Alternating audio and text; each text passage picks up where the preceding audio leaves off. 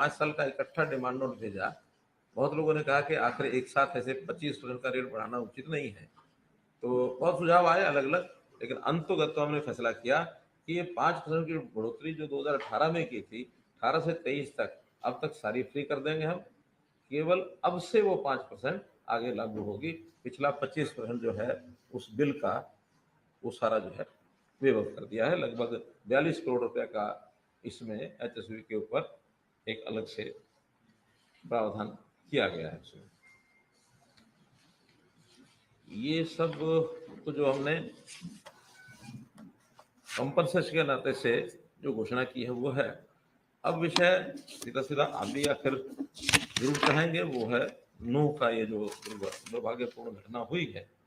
इस घटना के संबंध में सब जानकारियां दे दी गई हैं। आज हमारे डीजीपी साहब ने भी प्रेस कॉन्फ्रेंस की है गुड़गांव में, सब समाचार आपको आए हैं। उसमें मैं इतना ही कहूँगा कि इसके बाद शांति बनी रहे और किसी प्रकार की जो चीज़ है वो अनदेखी न जाए, तो हमने उसके सारे जो इंतजाम किए हैं अभी तक, जैसा मैंने बताया कि 20 कंपनीज पैरामिलिट्री की हमने बुलाई हैं, जिसमें से 14 कंपनीज नूह जिले में, 3 कंपनीज पलवल में, 2 गुरुग्राम में और 1 फरीदाबाद में।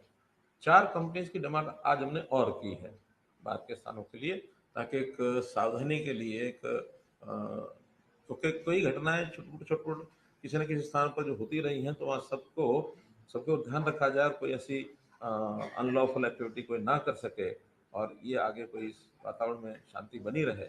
आज दिन भर में भी कई जगह की गैदरिंग, कई तरह के ज्ञापन ये सब दिए गए हैं, लेकिन सभी जगह पर शांतिपूर्वक सारा विषय लगभग लगभग सबके ज्ञापन जो है वो हो चुके हैं। किसी ने डीसी ऑफिस जाके दिया होगा, कहीं किसी ने गैदरिंग की होगी। ये सारे विषय जो है वो समाप्त हो गए हैं। 6 लोगों की, जैसे मैंने बताया आज सुबह भी, कि उनकी डेथ रिपोर्टेड है।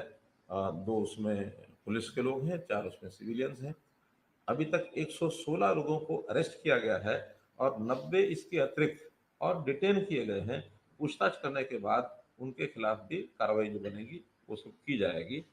और इसके बाद ये सारा जो विषय आया है, इसके पीछे किसका हाथ है, कैसे शुरू हुआ, इन सब बातों के ऊपर भी प्रोसेस चल रही है। उस सारी प्रोसेस में कोई भी दोषी है उसको बख्शा नहीं जाएगा। ये सारी योजना हमारी इसमें बनी है। आगे के लिए कुछ चीज़ें हमने जो और तय की हैं, उसमें एक ये तय किया है कि एक आईआरबी की बटालियन नूह जिले में ही स्थापित की जाएगी। जो अभी 2 बटालियन भौंडसी में है, उसमें से एक बटालियन नूह जिले में जगह हमने देख ली है, लेकिन वो जगह बनने में थोड़ा समय लगेगा। उससे पहले किसी टेम्परेरी भवन में एक बटालियन में कितने लोग होंगे, 1000 लोग लगभग। तो 1000 लोगों की व्यवस्था वहाँ उसी जिले में कहीं ना कहीं, ताकि आवश्यकता पड़ने पर कभी भी उसका मानो उपयोग करना हो तो उपयोग किया जा सके। अ, हमने एक पुलिस में एनफोर्समेंट ब्यूरो अलग से बनाया है। उसके लिए 5-6 विभागों में, खास करके जिनमें टैक्सेशन की चोरी होती है, जहाँ कहीं थोड़ा इस प्रकार के विषय जो लोगों के नाते भी, सरकार के नाते भी अनपॉपुलर कहें, या जो एक किसी न किसी नुकसान को पैदा कर सकते हैं, इन चीज़ों को चेक करने के लिए पुलिस का एक लॉ एंड ऑर्डर के लिए अलग से सारा होगा, इन्वेस्टिगेशन के लिए होगा। लेकिन एक इस प्रकार के, जैसे माइनिंग है, जैसे एक्साइज टैक्सेशन है, जैसे पावर है, जैसे इरिगेशन है, तो इस प्रकार से 5-6 डिपार्टमेंट पहले विचार किए थे। लेकिन नूह जिले में जो ये काउ प्रोटेक्शन एक बड़ा विषय है, वहाँ स्मगलिंग होती है, वहाँ गोहत्या हत्या भी होती है। तो हम उस जिले में एनफोर्समेंट जो हमारा ब्यूरो है, उसको काउ ये जो सिक्योरिटी का जो काम है, ये भी उनके माध्यम से कराएंगे। और 100 जवान अलग से उस व्यवस्था के लिए वहाँ रखे जाएंगे, ताकि ये समस्या भी अ, आगे ना आए।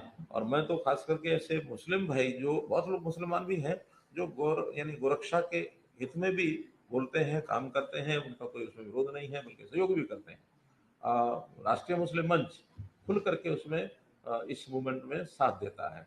तो मैं तो ऐसे मुस्लिम नौजवानों को भी प्रोत्साहन के नाते से अलग से योजना बना करके बिल्कुल प्रोत्साहन देंगे कि मुस्लिम लोग भी अगर गोरक्षा में आगे आते हैं, ताकि वहाँ किसी प्रकार का आपसी भाईचारा ये न बिगड़े, हमेशा हमेशा के लिए इन चीज़ों को हम ठीक कर सकें, तो इसका भी एक अलग से हम योजना बनाएंगे।